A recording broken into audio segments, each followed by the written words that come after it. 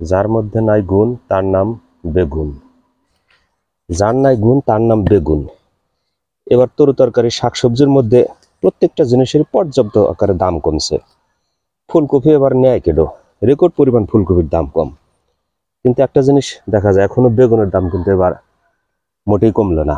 খোলা বাজারে এখনো 40 টাকা কেজি বেগুন। বেগুনটা সাধারণত বেগুন ভাজি, ভর্তা, সকল প্রকার তরকারির মধ্যে খুব ভালো লাগে। রোজা আসলে রোজার ভিতরে বেগুনের দাম আকাশ ছোঁয়া। তো কথায় কথা মনে পড়ে, আমার পাশের গ্রামে এক মুরব্বী ছিল আলুক দিয়ে, লোকটার নাম ছিল আহাল খা। মানুষ আগেকার কথা তো, তা তো 70-80 বছর আগের কথা। কেউ একাটি ধান, একাটি কালাই, একাটি সরষা তুলে নিয়ে আসার সময় লোকটা যখন সামনে পড়তো বলতে, শালা আহালের গোষ্ঠী মারি রে।